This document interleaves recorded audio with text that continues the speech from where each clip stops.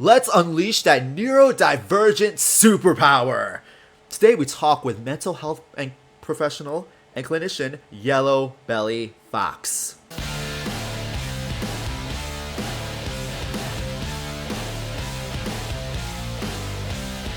And welcome to the Heroes Forge podcast, where we help millennial geeks, gamers, and cosplayers bring out their inner hero. I am Troy Bushido, longtime personal trainer, Twitch streamer, cosplayer, and I have ADHD, in case you can't tell.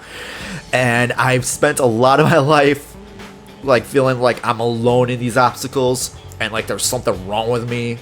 But after realizing the amount of geeks, gamers, and cosplayers with neurodivergencies, I had to bring in some professional grade reinforcements to give us a solid rundown on what they are, what to expect, what can we do to make this a more welcoming, more inclusive, and just more positive geek community and overall world.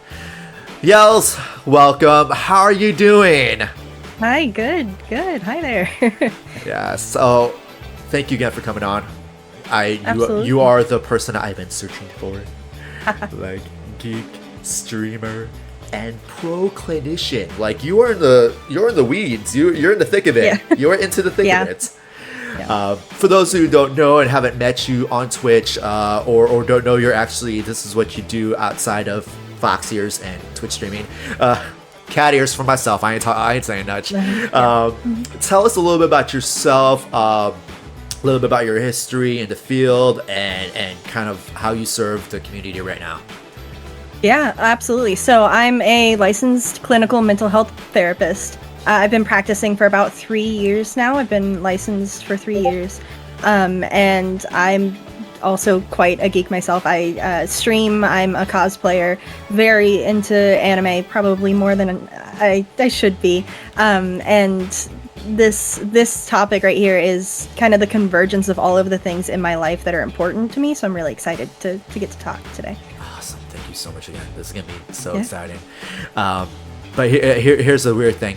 I know when we first contacted each other and started talking about neurodivergencies, the first thing you said to me is wait, can we narrow this down? Because there's quite a lot of them. Mm-hmm. And I instantly bopped back with okay, I know my neurodivergencies. I have the ADHD. And my partner, Alex, she has autism. So we are a neurodivergent house. I was like, okay, what are the 3 most common neurodivergencies you see in geek community right now? And if we could work with those right now, we'll start with that. And then if we could get into a part 2, part 3, part 4, or if they could just find a way to reach you, we'll go with that. Sound cool? Mm-hmm. All right, so top 3, what are we thinking? So first and foremost, as we continue to talk about this, we're going to talk about a lot of kind of generalizations because neurodivergency is basically, we have an entire book of diagnoses and neurodivergence in a DSM-5, and so we could talk for hours upon hours about the hundreds of things in that book. Isn't it like a college textbook thick, or yes? Oh, it's super large textbook. It's probably 600 pages, so it's pretty hardy, yeah. And we have to be familiar with everything that's in that book. So, but looking into kind of the geek culture and geek spaces, we tend to see a lot of ADHD. We see a lot of anxiety. We do see a lot of autism, and as well as a mildred of other things. But those are kind of 3 prevalent diagnoses and neurodivergencies that we see. Do you see a bit of an overlap with people with those big 3? They'll either have 1 or a combination of 2, or maybe even all 3. Have you seen something like that? Yeah, absolutely. So there's a comorbidity of 95% of individuals with autism and anxiety, which just means that overlaps in 95% of people that have one or the other. ADHD and anxiety, bing.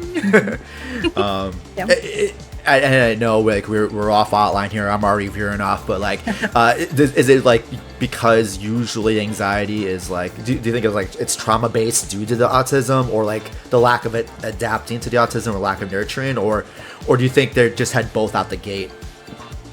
So that is kind of a like nature versus nurture question in a sense, but there are another like 1,000 different reasons for any different diagnoses. But in individuals with autism, we often see a overlap of symptoms of anxiety with like personal interactions and things like that. And so whether it is a comorbid diagnosis because we're seeing all of the symptoms, or if it's we're seeing autism and anxiety, it's kind of hard to distinguish, but we often find that if you have one, you're going to see at least symptoms of another.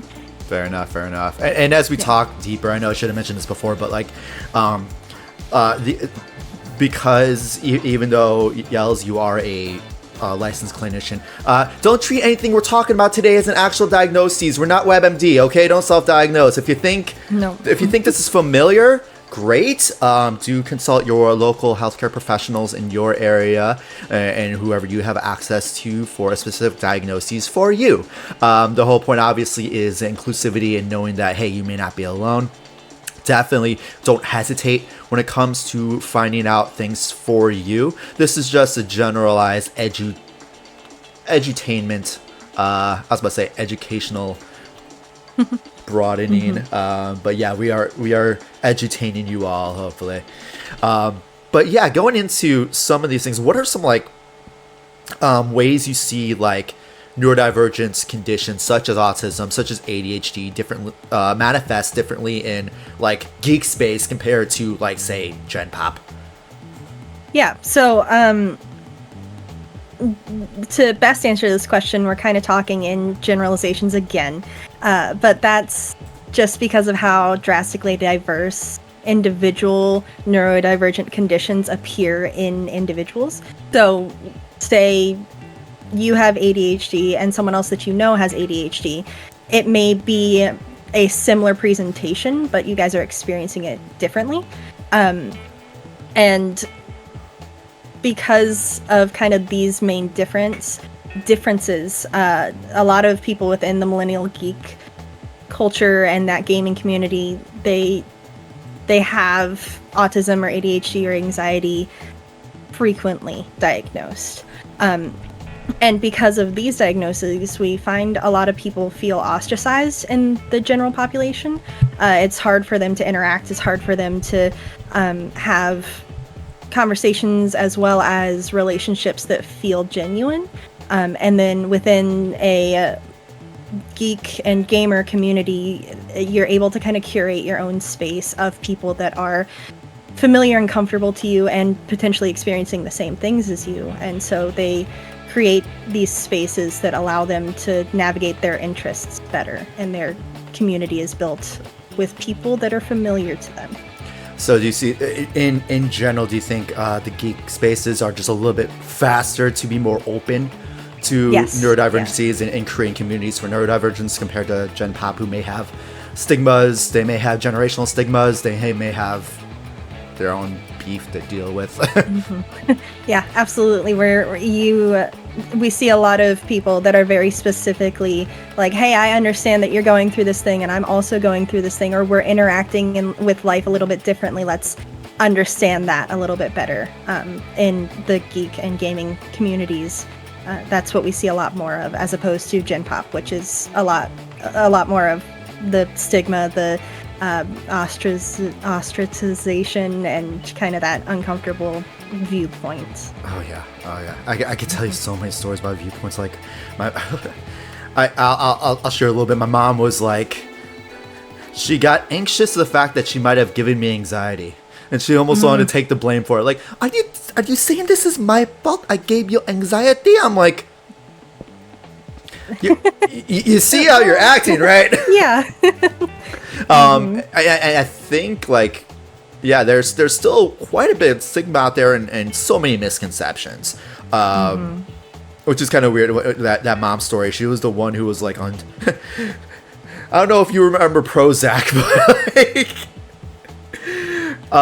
you'd be and point being, they'll put a point back around the joke, and I'm not just trying to throw my mom under the bus here, but like what are some misconceptions and stigmas you do see around neurodivergent individuals and their neurodivergencies, and is there ways to address them well, or kind of make the best of the situations?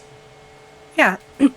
So one big misconception that a lot of people face is that generalization idea that I've kind of talked about and hinted at before, is the idea that, you know, if you have a diagnosis or you have these symptoms, that like this is how you're going to act or how you're going to interact.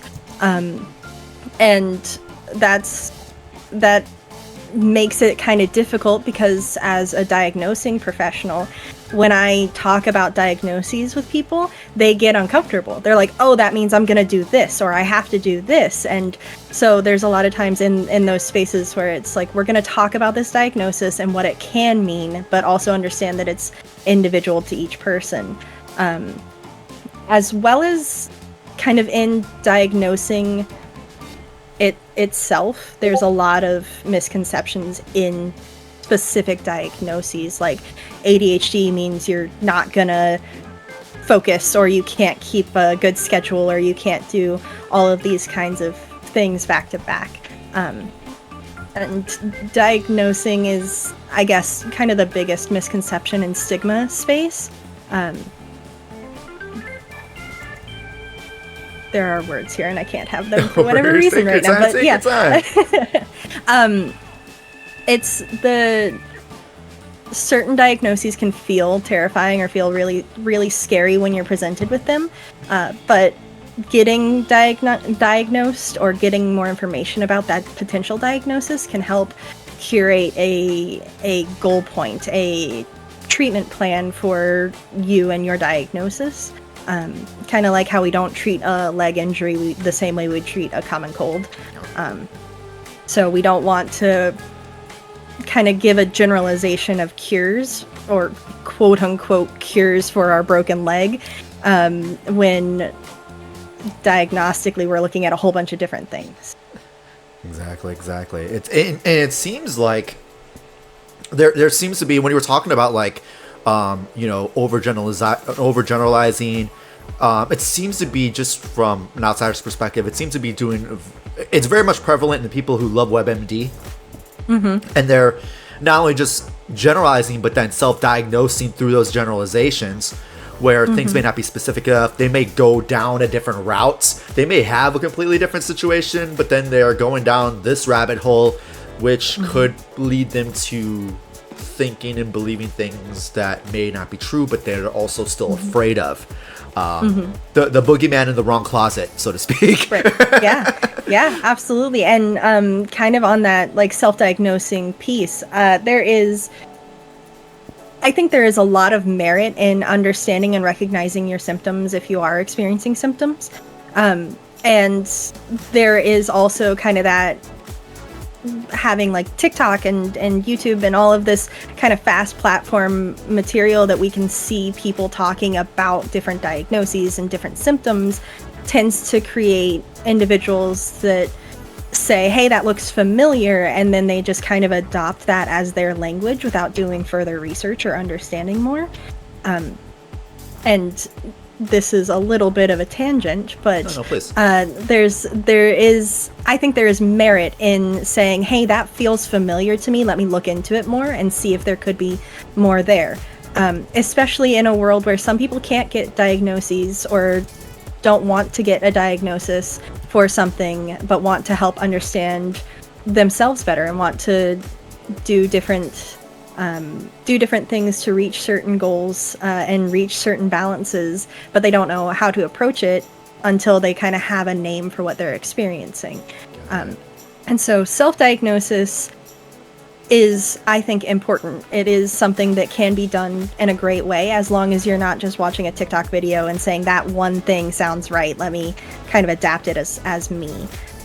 We want to continue to research and look into things from that space on. So just for my own personal understanding of it, so the problem isn't self-diagnosis in general, it's just staying shallow with it. So if, for instance, if somebody sees similar symptoms, expressed from a content creator, whether it's short form in TikTok or long form in YouTube, and they decide not to go into deeper detail or deeper research on themselves or consult an actual pro, they'll just adopt everything in that one content creator's scope, which is which, if I'm understanding correctly, is already a somewhat narrow scope because that's an individual person. Yes. Yeah, exactly. You got it. Nailed it perfect. Because as we were talking about earlier, like, we have a lot of comorbid symptoms of things. So we'll see anxiety in generalized anxiety, as well as in ADHD, as well as in autism. So that's one symptom that we will experience in all three of those. And so if we just say, hey, I can tell I'm experiencing anxiety in this moment, that means I have autism, then you're making a jump, you're making a leap based on what you see in kind of a short form platform off of one individual, instead of saying, hey, I'm experiencing this as well as this and this thing kind of lines up. We want to look at bigger picture and more symptoms and more deeper understanding without just kind of taking it at face value and saying, this is what I have because of this one thing. Do you mind if we jump into a tangent to talk about the process of personal research? Sure. May not be in our particular outline, but you caught me in a situation where I'm like, there's a rabbit hole here. Let's poke in, Alice. So, if I'm understanding correctly, is it more like, okay, you could take the time to go into deeper research. You could save time by consulting your pro and getting your diagnoses like right out the gate and specific to you. It's a matter of how you want to do it, or it's a matter of which one you do. Sometimes when I'm going into other topics, such as, say, business world, their advice is like, hire a pro, spend money, save time, or do your own research, save money, spend time. Is that kind of the case where it's like, I could spend a ton of time doing the deeper research for myself, or I could save that time and just head to my clinician? Absolutely. So, and then there's a whole other piece of it as well, though, is how affordable or available is your professional. And so knowing that is often a problem that individuals face, there is a piece of doing your individual research and kind of looking for your own information that helps prevent that piece of, I can't find a professional or I can't afford a professional, because unfortunately mental health therapy costs money, and that is another tangent that I won't go on. But welcome to America. And because of that piece, that's why I wanted to kind of validate self-diagnosis in the space of doing research and looking things up and looking at Psychology Today, digging into research journals. It's going to be, it will probably not be the most inherently fun thing you'll ever do, but if it is something that you want to figure out ways to adapt or to cope, and you want to put that research into it, look up the professional journals. And even I joked about the DSM-5 earlier, but you can find pieces of that online. And so you can go through the symptoms, the literal diagnostic symptoms in that, and say, hey, I do experience this, I do experience that, and see whether it is clinically significant or not for yourself without having to go to a professional all the time. Let's, if you don't mind us popping into a quick review of that, because it looked like this particular option is going to be very useful for a lot of our community to know if they don't have access to a pro right out the gate. And if this is in the later parts of our question outline, screw it, we're jumping ahead. So what are a small handful of actionable steps somebody could do to do their own research and go deeper into their self-diagnoses without the danger of, like I said before, boogeyman in the wrong closet? So I jokingly say your best friend is gonna be Google, as long as you make sure that you're not just looking at, hey, this is one person's blog about what they're experiencing. That may be important, that may be something that could help lead you in the right direction, but we, again, don't want to take any individual journey at face value. And you can use Google Scholar as well, find out like actual research about things, different tests, different experiments, to understand anxiety or ADHD or autism. To cut you off, but is Google Scholar just a more medically professional, or just a more academically more professional resource? So Google Scholar, to get on Google Scholar, you have to go through a process to get it published, and it is significantly more scholarly articles. We're looking at a lot of research, a lot of published pieces from professionals themselves. Nice. So more professionally published research pieces, let's just say. Okay, Yeah. Excellent. Yeah. I did not know about Google Scholar until you mentioned it. I'm like, that sounds awesome. Because I think the biggest mistake many people make when it comes to just anything medical, mental or otherwise, is they'll stop at surface level blog, they'll stop at editorial, and now and sometimes you're stopping at somebody's opinion. And sometimes they have an opinion, sometimes they have an agenda, sometimes they have a personal beef with a topic. And I think a lot of people, when they say do your own research, stop at that surface level thing. And then just ride that high horse with a mask on. Absolutely. And some other things that you can do for research. I do lightly recommend on that shallow research form using Reddit as a space to find people who have stories and have experiences that might feel familiar to you, and if they have a name for it, you can use that as a jumping point. That's not where we stay, but that's hey, this person experiences this thing and they got diagnosed and said it was this. What does that look like? What does that mean? Let me take that further and see what those symptoms are. This is good. So just our top 3 tips: don't take individual fraternities at face value. Use Google Scholar. And on that note, find more professionally researched research pieces that did their medical research, that did their abstracts. And then for just familiarity to a human, use Reddit as your jumping off point. Don't just stay there. Do you have top 3? Woo. Yeah. Yo, Editor Troy, clip it. I will be talking to myself a lot in this podcast because this is still a one-man show. I am going to be seeing us again later on in the editing room.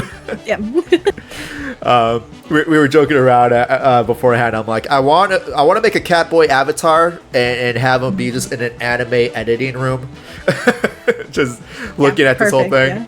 But anyway, I know we talked about this before, but what are some common challenges that you see neurodivergent individuals face when it comes to just kind of maximizing their life, maximizing their potential, trying to figure out how to turn this thing into something they can use to their advantage? Yeah, so this question is kind of tough because of how vast the challenges are, because each individual is going to experience life in a different way, even with a similar diagnosis to someone else. Fair enough. And so kind of with a focus on like ADHD and autism, as we've kind of taken our focal point to be, we're looking at difficulties with certain interactions, connecting on deeper levels, whether this is making it difficult to like go out to a card store and get cards, or use a voice chat for online games, or making trades online. We're looking at kind of a gap that needs to be bridged, of making it a comfortable space for someone to interact in that space. Got it. So it's more of, so we're talking kind of like the person-to-person interactions. There seems to be kind of a gap of comfortable communication, basically. Yeah, there can be. That's often what we're interacting with. Yeah. Got it. A gap of comfortable communication. I got it. Do you see it kind of also leaking into other facets of their life, just outside of people, but more like projects or solo or group activities. Yeah. In the interaction space specifically, that leaks into kind of all of the spaces of relationships and general interactions, in a work setting, a nerd setting, a geek setting. It kind of leaks into all of those spaces. But then we also have, like in ADHD, we have a thing that's kind of task chaining or task railroad. It's basically you get on the train at one point and then it just keeps changing stations, or you start a task and then you recognize another task that needs to continue, and you start that task and then recognize another task, and so you just kind of start and finish things without ever finishing what actually needs to be done. I feel like I'm hitting a nail on a head right there. I didn't want to cut you off. I wanted to let you finish the whole thing and just say, hey, editor Troy, clip this slow cringe. This will be hilarious to see later. Mm-hmm. The task off track railroad, the task railroad line. Oh, that's awesome. That's what I think. And there was, I've gotten that. I've been through that so many times. Like my head of marketing consulting, Amy.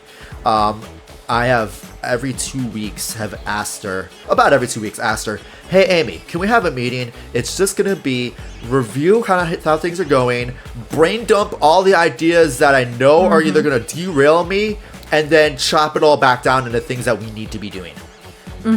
And do I actually need to hire somebody to do that? Me? Kind of. She doesn't even have to be like the most like savvy marketing expert in the world. She doesn't have to be a Frank Kern or a insert business marketing expert here. She just I needed her to be just somewhat savvy at like marketing and content creation and branding. But then most of her job is to be like, Troy, this is a good idea. Add it to what you're doing. Troy, I don't think you can add this because it looks like you're tapped out on bandwidth. Troy, you're going off the rails. That's 70% of her job. Yeah.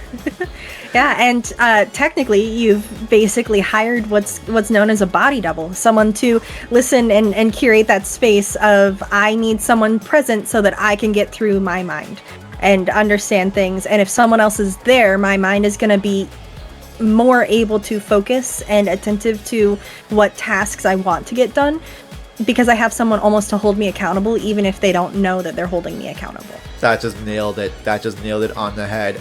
If anybody's watching this who is a fan artist, I will send you a picture of me and I'll send you a picture of Amy. Just make that Amy keeping me on task fan art. I would love you forever. I'll pay for it. You know, support small biz.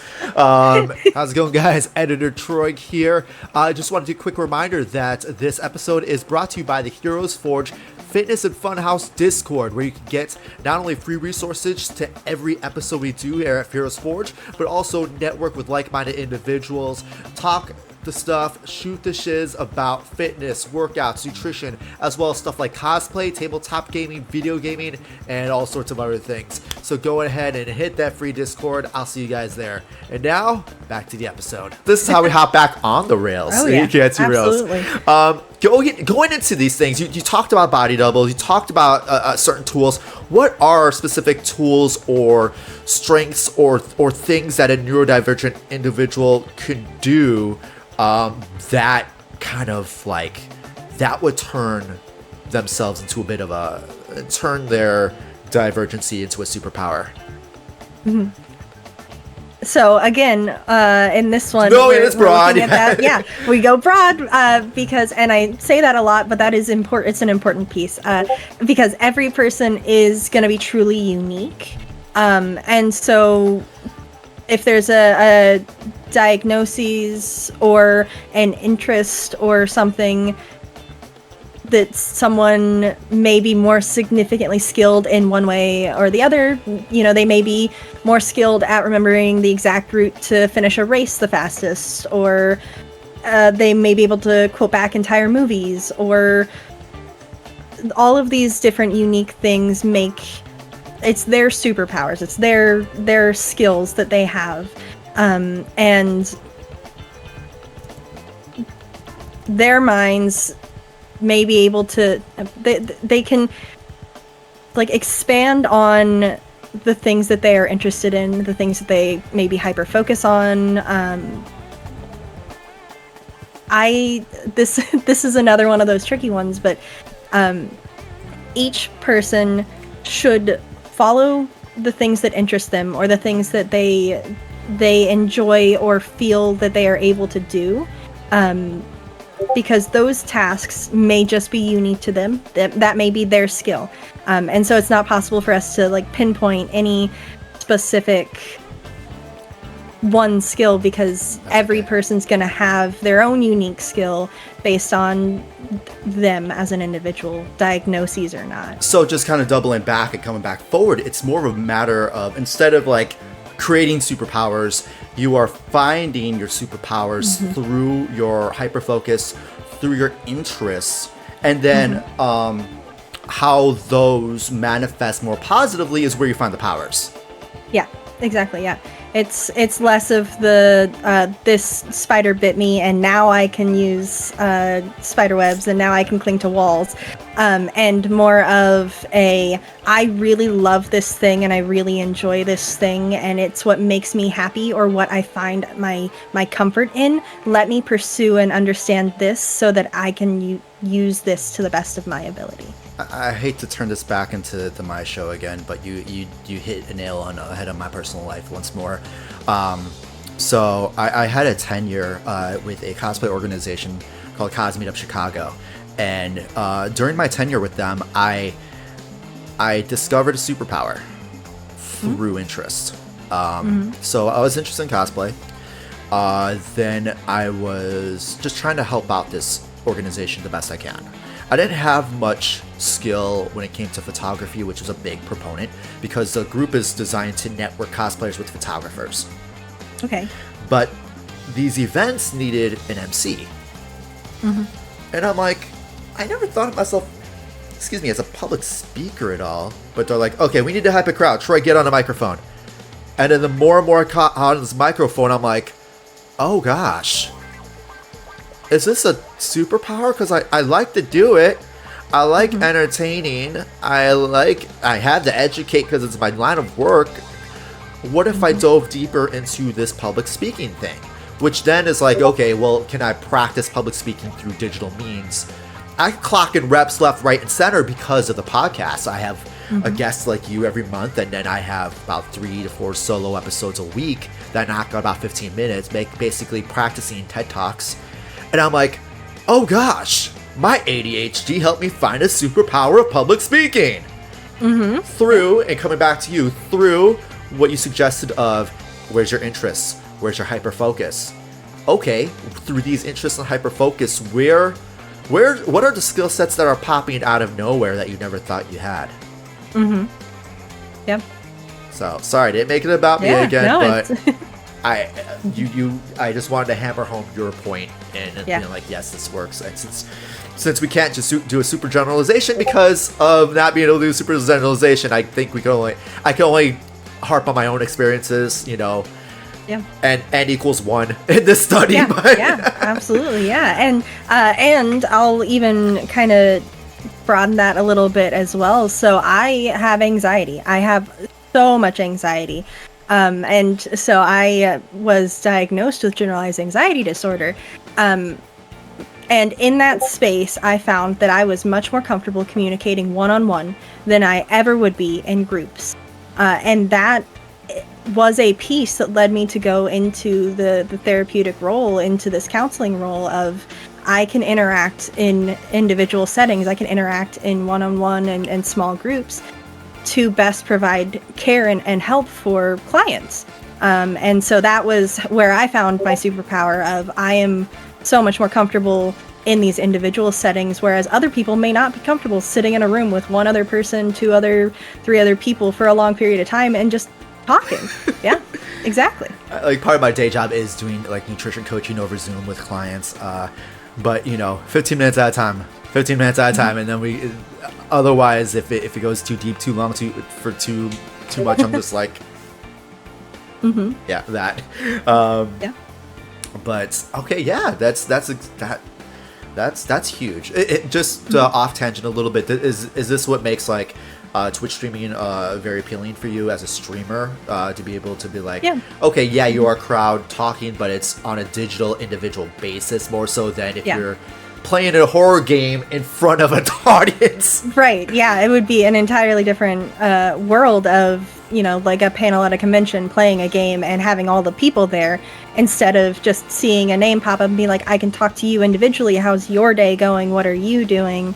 That's exactly the appeal of kind of that curated online space. Can I throw you a nightmare scenario just to see how you react? Oh boy, yeah, absolutely. Okay, so I want imagine you're recreating this one convention event that happened about 10-15 years ago. The convention was Screw Attack Gaming Convention. So we're going to recreate the head of Screw Attack. His name is Craig. He had to beat Mike Tyson's Punch Out in front of a crowd late at night, and he did. You cannot stop until you can beat Mike Tyson. And I don't know if you ever played the game. I haven't. But the one thing that's infamous is that he was the first really hard final boss in video game history. Like, he was the hardest boss. Now imagine trying to beat that hardest boss in front of an actual crowd. That would be brutal. That would be terrible. But on the way that I feel like I would most likely handle it would be, hey, we're all understanding that like this is difficult, and so when I need to take a pause, when I need to take a break, we're going to take a break from it, and we're going to come back to it together and kind of create and curate a space that is much more comfortable than having to sit there in front of a live audience and be like, I'm going until I get so frustrated at it that I might cry, right? Which Craig should have done, because like he went for I think way over an hour and kept getting knocked out over and over again. And the whole gimmick is that he wasn't playing through all of Punch Out. It was the cheat code to just Mike Tyson. Oh wow. And he kept hitting that wall over and over again. Yeah. Even digital Mike Tyson is scary, I guess. But then now the crowd was like starting to create drinking games out of it. Like every time he lost, drink. Every time he lost, do push-ups. And then now you have that pressure of just like, oh, now the crowd's reacting to every loss. Yeah. He should have done breaks of like, okay, let me put down the controller, talk to the crowd a little bit, entertain the crowd there, make yourself your own commercial break. Yeah. Maybe it wouldn't have taken 3 years to finally beat Tyson. Yeah. Absolutely, yeah. Curate a better space, which we've kind of chattered about here as well, but curating a space that could make more entertainment out of losing that as opposed to winning it. So when the win happened, it was more exciting, but it took the pressure off of consistently losing. That was the best way we could just circle on back. Wow, we are awesome at this. We're good at this. We're good at just railing right back in. And so that answered my big question about strategies and techniques neurodivergent individuals can employ. I guess to kind of reiterate, it's going to be stuff like making sure the space is set for your best self and your best situation. If I'm understanding that correctly, having individual support there as well as group support, depending on what your more preference is. Obviously, for me, I need both. And depending on the situation. And okay, so they answered that question pretty well. With that said, just it's going to be a tough one. Another tough generalized path that will have to narrow down again. I think you're starting to get used to this, so I don't feel as bad. Career paths and opportunities. It's a big stigma that like certain neurodivergencies don't work well in certain situations, or that neurodivergent people are just not good employees, blah, blah, blah. So what are really good opportunities for certain neurodivergencies? If it makes you answers the question easier, if we go with one neurodivergency at a time, say autism, like what? Oh wow, that doesn't help, does it? Because autism is a spectrum. Yep, I tried to help your situation. I fell flat. Yeah, it's okay. I have a bit of a broad answer to this one. Yeah, and again, it's going to harp back to kind of a prior answer, but this is the idea of following what interests you as an individual, following what you find joy in, what you find you have great skill in, what your superpower is, and that is going to open up a career path or a career opportunity that's going to fit you as an individual. I think in all of this, it's important to have the idea of not necessarily letting a diagnosis define you and define what makes you. Instead, define yourself as someone that also has ADHD or anxiety or autism, and so allowing your interests in the things that you want to pursue or have skill in, regardless of a diagnosis. That's perfect. Because again, we're looking at an expanse of all the careers in the entire world versus all of humanity in the entire world, and it's hard to be like, this one person can do this one job because of this diagnosis. That's fair. That's fair. So basically, reiterate, just not letting diagnoses define you, but instead the interests and skill sets. Yeah. Slightly off tangent. What's your thoughts on using, say, personality tests to get kind of like a jump off point when it comes to looking for careers and opportunities? Because I back to personal experience. I used the Myers-Briggs, and because of that, I found my ENFP, I believe. So it's like, oh, you're the campaigner. I'm like, oh, great, here I am. Put me in front of a crowd. Make sure I know what I'm talking about. Make sure I could hop back on rails after hopping back on rails, and don't put me in front of one individual person for more than 30 minutes. No. I think that. Except for you, we're going after 40. We're going 40 plus, right, and we're on great fire. I think that personality tests are grand. It's part of that self-research, part of that self-understanding. There is a self-awareness that comes from taking like a Myers-Briggs, and you have to look at who you are and what is good for you or bad for you or feels uncomfortable or feels comfortable. Because you're reflecting on yourself to take that test. And I think that is a huge part, going all the way back to that kind of self-diagnosis piece we talked about. That's going to help you there. You're going to understand yourself more, and be more reflective of, these are the things I'm experiencing, and so this could mean a piece of this or a piece of that, and kind of give us more direction. But I also know that personalities and humanity adapts over time. And so based on your situation, you may take a Myers-Briggs when you're 12 and get one answer, and then take it when you're 34 and get an entirely opposite answer. And that may just be who you've grown into as a person and how you've interacted with humanity and life around you. And so definitely not like, I took this yesterday, I'm going to take it again today, but, retest and re-look at things and reevaluate. And that comes with self-awareness and things like that. Yeah, self-awareness. So sometimes with that self-awareness comes self-reinvention, And it comes with that. And that's a huge important thing, because you said evolve over time. It's okay to evolve over time. It's okay not to be the same person, 3, 4, 5 years ago. I wouldn't, to be blunt honest, I always consider myself, say, an ally of LGBTQ communities, but I was so insecure with myself and so in a different identity back in 2017. I would never have worn this.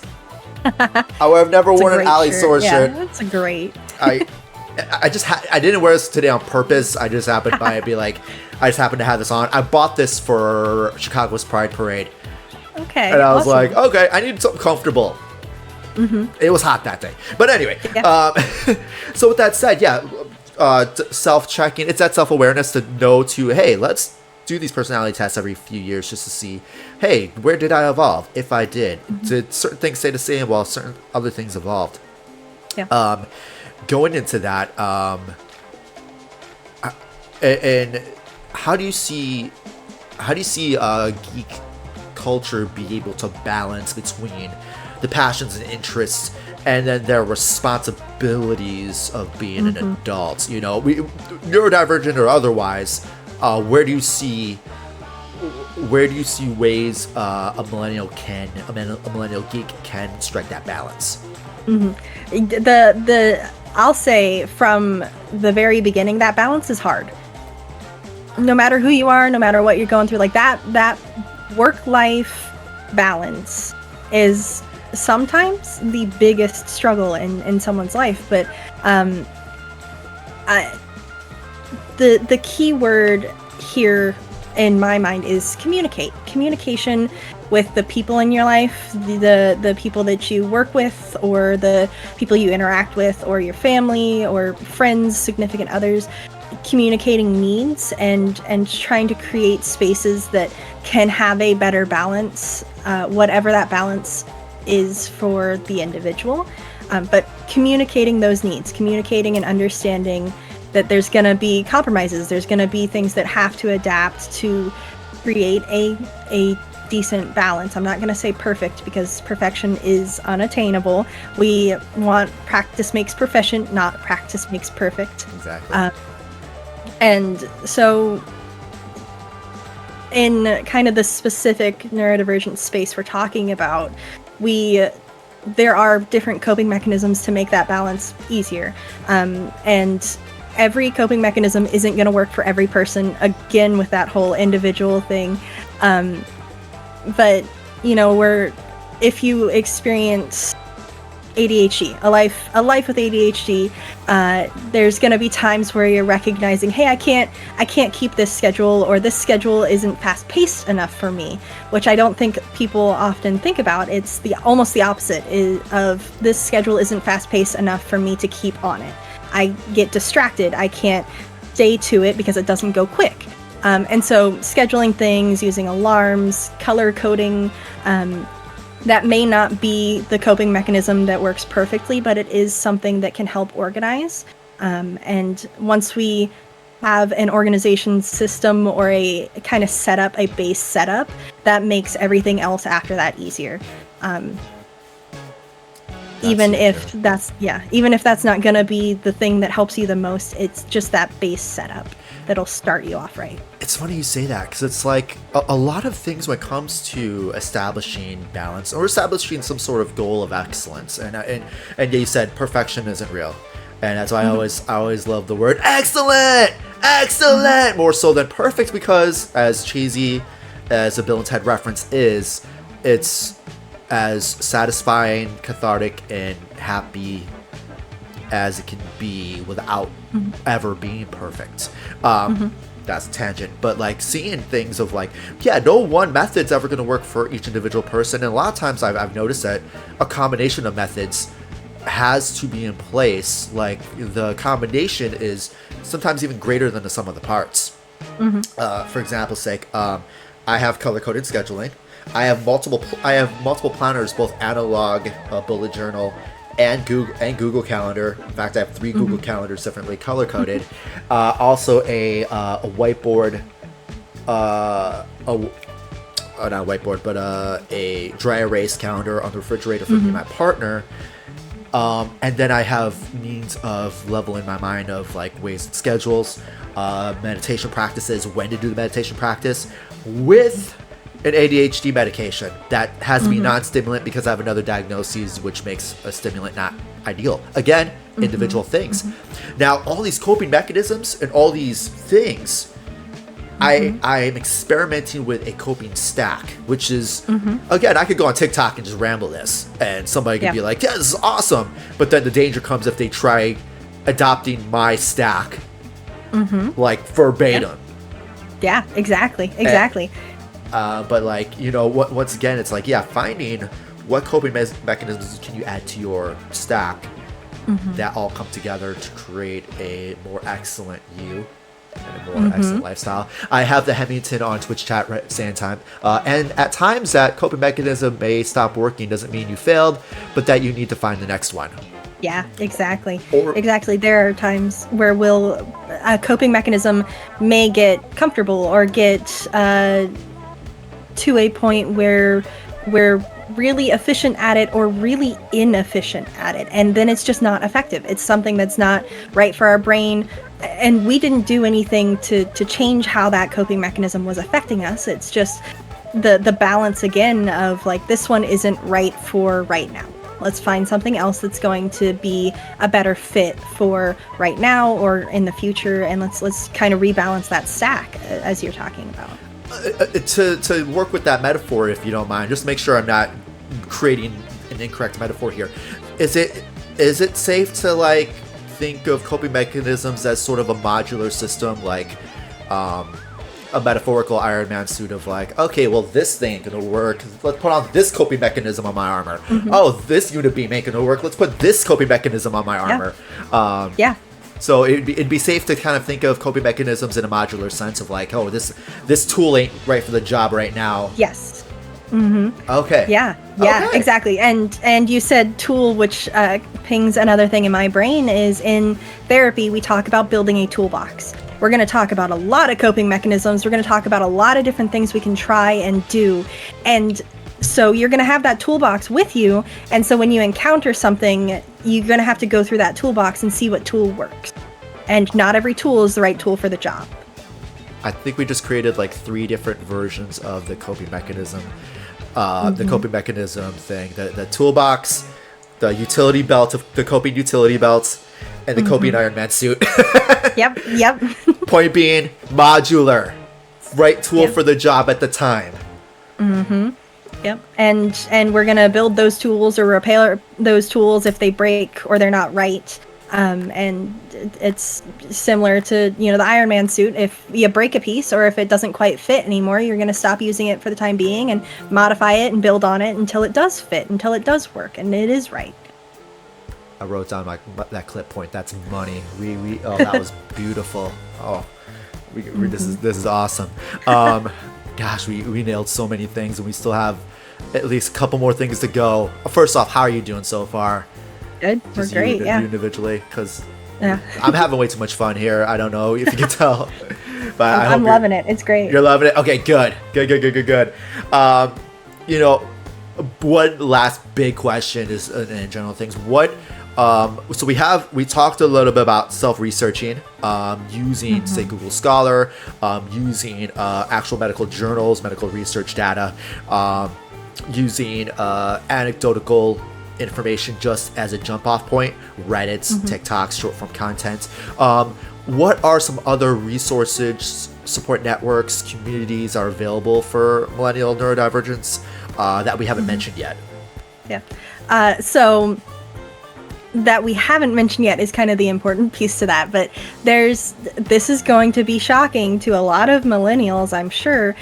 There are libraries, and libraries tend to hold groups and meetings and things, and so checking out a local library and kind of seeing what spaces they have built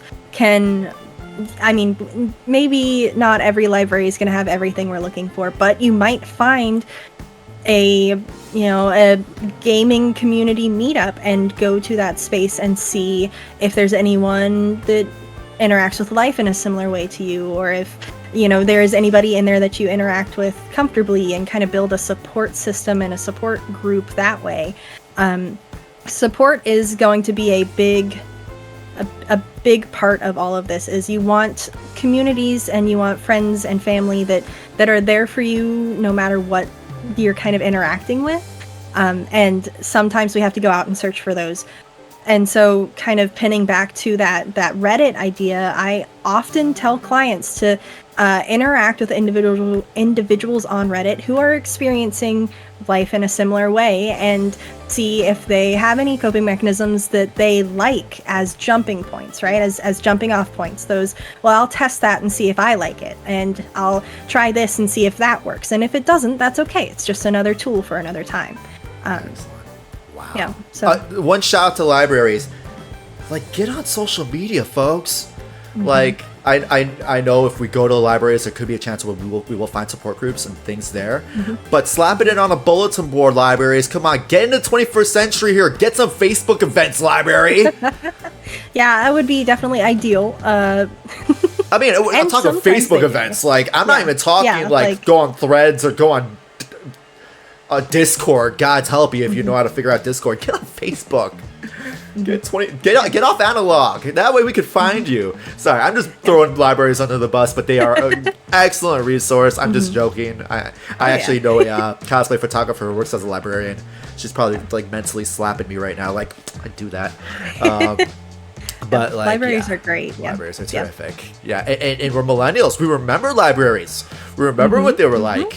We remember Dewey Decimal System. We remember card catalogs and when So library get cards. back there. Yeah, right.